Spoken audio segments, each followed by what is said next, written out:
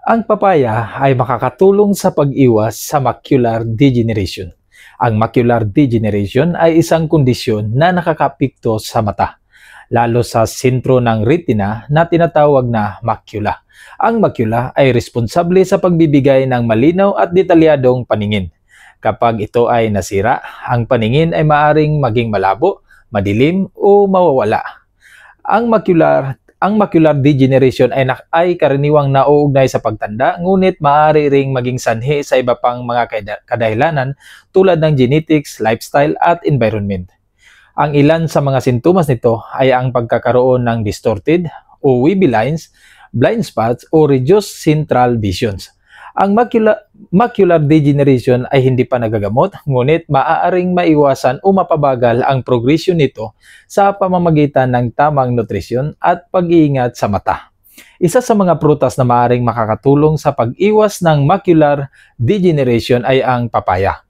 Ang papaya ay isang masarap at masustansyang prutas na mayaman sa mga antioxidants, vitamins, minerals at fiber. Ang ilan sa mga benepisyo nito para sa kalusugan ng mata ay ang mga sumusunod. Ang papaya ay naglalaman ng zeaxanthin, isang antioxidant na nakakasala sa mga harmful blue light rays na maaaring magdulot ng pinsala sa retina. Ang zeaxanthin ay pinapaniwalaang maglalaro na isang protective role sa kalusugan ng mata at maaaring maiwasan ang macular degeneration. Ang papaya ay naglalaman din ng beta-carotene, isang antioxidant na nagbibigay ng kulay dilaw o orange sa prutas. Ang beta-carotene ay isa sa mga precursor ng mga vitamin E na mahalaga para sa normal na pag-andar ng mata.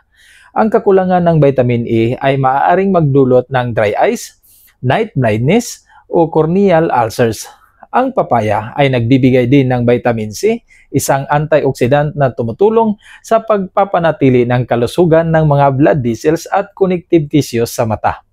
Ang vitamin C ay nakakatulong din na maprotektahan ang mata mula sa oxidative stress at inflammation na maaaring magdulot ng cataracts o glaucoma.